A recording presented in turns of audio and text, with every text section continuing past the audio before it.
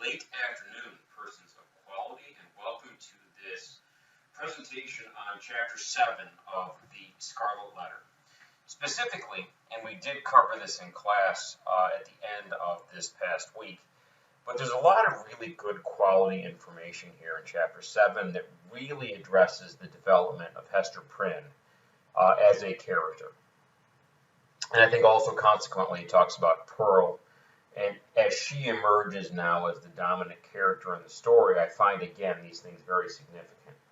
So Chapter 7 is, of course, all about what occurs at Governor Bellingham's house and really why he is a significant paradox of a character. Again, I would use the word dichotomy, D-I-C-H-O-T-O-M-Y, as a significant commentary here. So we know that Hester Prynne is going to the governor's house to deliver the very fancy, very expensive embroidered gloves that she made for Governor Bellingham's wife. And I find that very significant. The secondary reason that Hester Prynne goes to the governor's is to address the rumors that he is planning, in cahoots with the Puritan community, to remove Pearl from Hester Prynne's custody. At this point, we know that Hester is developing still as a character, but this revelation in Chapter 7 certainly indicates that Hester Prynne has not yet been forgiven for her sin. She has not yet been accepted into the Puritan community as a full and contributing member. She's trying her darndest to do it, but I think certainly these are significant ideas. And again, this is why the Puritan community perceives her as an unfit mother. Not because she's bad at parenting, not because she has a child who is full of life and full of energy and those things, but because she must be unfit because of a sin from her past. Again, there's a lot of sort of conflicting ideas here in our mentality, and certainly in what Hawthorne is trying to present as he's addressing the Puritans in conflict with what becomes American Romanticism. So a lot of things that you can work to compare here. As a matter of fact, I would probably give you a quiz where I would ask you to develop how Chapter 7 and consequently Chapter 8 connect to the characteristics of American Romanticism. That's a hint in case you missed that. So I look also further at my notes here, and again, I took plenty of notes here as I was doing my own reading. So also we see happening that as Pearl and Hester are heading to the governor's, they are taunted by the Puritan children. Again, this further emphasizes the fact that Pearl is an outsider. She doesn't get to hang out and play with the Puritan children. Now, from the perspective of the novel and what Hawthorne's trying to do with the themes, Pearl is much better, much more vibrant, much more of a developed human being compared to these very one-dimensional, drab Puritan children. But again, look at your characteristics of Romanticism and address the idea that childhood innocence is favored over educated sophistication. Childhood innocence is favored over educated sophistication. So if this is a characteristic of Romanticism, and I'm right on the fringe of saying it a third time, this would be something significant to look at in the development of Pearl as a character. So they get taunted by these Puritan children, and it almost is absurd in the fact that they're critical of these vibrant characters.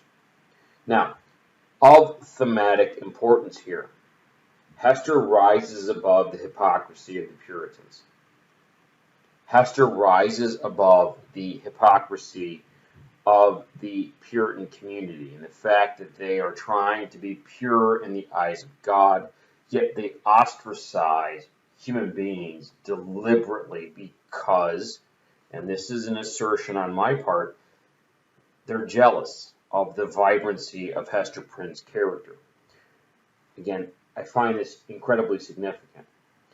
They ostracize Hester because she serves the community, because she is being purified because of the sin she committed, now we know, with Dimmesdale. And because she suffers, it makes the Puritans jealous that she has not been crushed underneath the burden of all of this.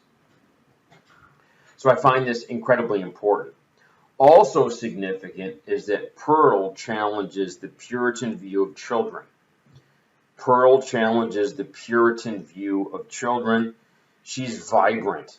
She's intellectual. She is an individual. She is a clearly developed, dominant character. Yet, she's ostracized. And I've used that term over and over again. She is excluded from participation in the Puritan community, even though she shines, I'm using this term on purpose, she shines more brilliantly than anybody else in the actual community. And again, I find that hugely significant. Notice, she shines more significantly than Dimmesdale, who is drab and lifeless, and he lacks spirit because he's suffering underneath the guilt of his own particular sin. Again, very, I think, important to thematically address these particulars. Again, I'm reading my notes. Pearl challenges the Puritan view that children should be seen and not heard. She's vibrant and individual. She contrasts the dullness, the flat Puritan children. And I think, again, that's incredibly significant in our understanding. And again, to prove that I have notes, here's my writing. I can read it even if you can't. So I think, again, these are important ideas. Now, my next significant note comes from the description of Bellingham, specifically Bellingham's home. Now, if you look at what occurs in Chapter 7 and all of the intricate detail, he lives like an aristocrat. He has a nice house. He has extraordinarily expensive kinds of things. But this is in direct contrast with what the Puritan work ethic and the Puritan ideas say to us.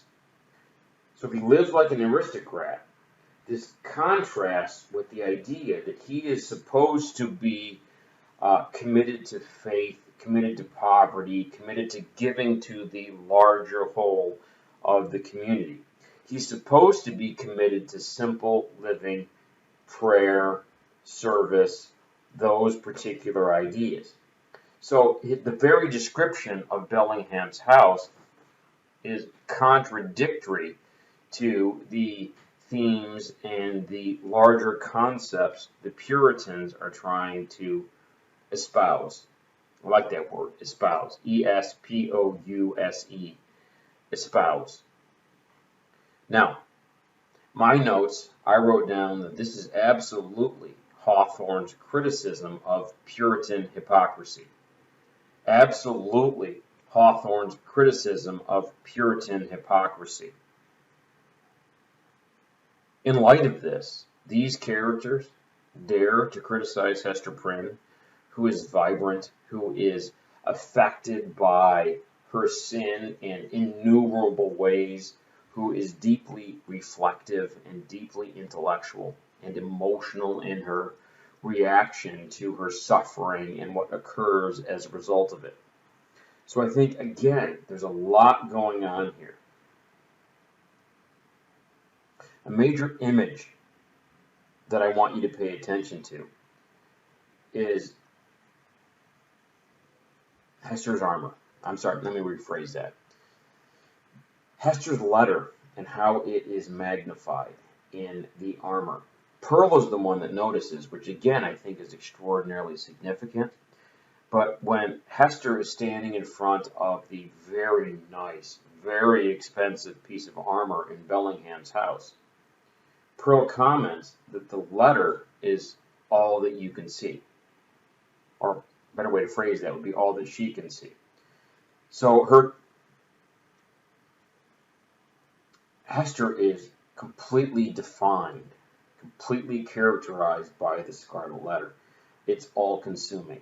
And I think that's the importance of this image of the convex, important word, convex nature of the suit of armor, and it magnifies the importance and the impact of the Scarlet Letter on Hester's character.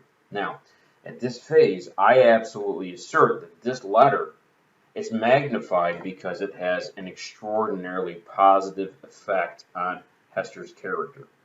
It may not yet affect the others as it does Hester and Pearl, but again, I think very significant in the use of imagery, the suit of armor. In my notes, I'm going to read it directly. It says, the major image is that Hester and the letter as reflected in the armor. The convex nature distorts Hester. The letter is larger and consuming. And what I wrote down specifically is watch how this challenges the accepted negative value of the Scarlet Letter. It changes it from a negative image and symbol to a positive one. So very specifically, as we're about to address these larger significant ideas, this scene at Bellingham's is extraordinarily important because it's starting to magnify the impact of the Scarlet Letter on the transition of Hester Prynne from being the adulteress, the A on her chest, to the most able character in the story. And again, the symbolism is not accidental. And I don't think the color imagery, the red, is also accidental in its presentation. Another important image is that Pearl spots a garden with rose bushes while she's at Bellingham's house. Again, the recurring image of the rose bush. But in this particular scene, Hawthorne notes that the soil is too hard and nutrient poor. The soil is too hard and nutrient poor to support the quote-unquote monumental gardening. I'm sorry, I misread my notes. It's too nutrient poor to support the ornamental. The term is ornamental gardening. Ornamental gardening. We're trying to make things look pretty. We're trying to create a metaphor here. So Bellingham's garden is too nutrient poor to support the ornamental gardening that is significant and ties to character development. So the ornament is the letter. The ornament is the understanding we have that the letter speaks to well-developed character. It speaks to the development of vibrancy and romantic characteristics. Again, vibrancy and romantic characteristics. Of course, you know that when I restate something, you want to make sure it's absolutely in your notes. You want to be flipping backwards as you're listening to this to your characteristics of romanticism and starting to make those particular connections. So what does this tell you about where Hester Prynne is in her development as she's standing at Governor Bellingham's, as Pearl's noticing all of this coming along? So I think, again, these are some important ideas for you to attend to. Now, as we continue to look at the characters in this particular text, I'm going to shoot over to my hypertext. And I think there's a couple of really important kinds of things here that we need to attend to.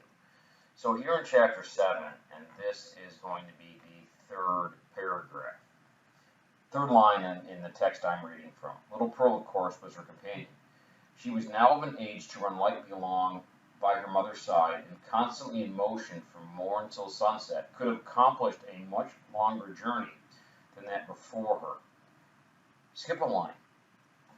We have spoken of Pearl's rich and luxuriant beauty, a beauty that shone with deep and vivid tints, a bright complexion, eyes possessing intensity both of depth and glow, and hair already of a deep glossy brown, and which in after years would be nearly akin to black. There was fire in her and throughout her.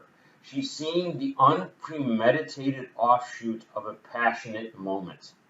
So again, this idea about the unpremeditated offshoot of a passionate moment, all of this language, from the fire in her character to the way that she's dressed to the way that she behaves, is incredibly significant to how we view Pearl and her impact in this story. Now I'm going to shoot back again. So if my eye contact changes, there's a very specific reason.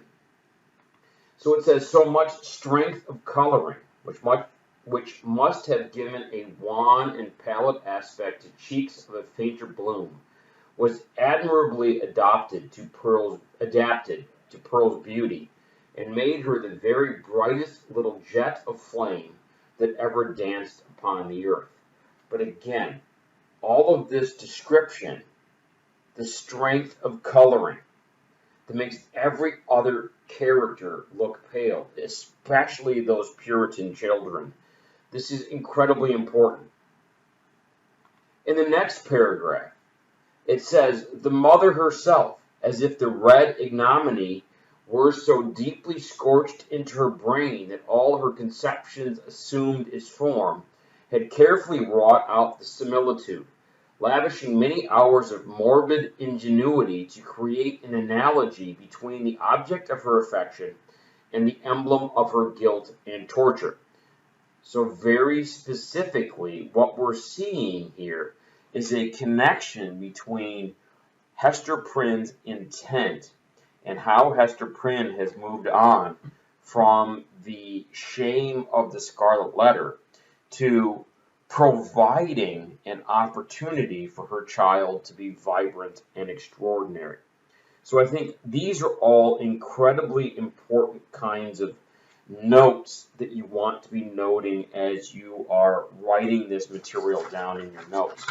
So again, I think all of this is of tremendous value to us as readers and just understanders. Now, that's not the right word, but people who understand why these things function as they do in the novel. And again, all of this description. If I skip a little bit further down in the text, as I'm just scrolling through the hypertext right now, we see Pearl as a dominant character. So 3 paragraphs from the end of chapter 7. Pearl, seeing the rose bushes, began to cry for a red rose, and would not be pacified. Hush, child, hush, said her mother earnestly.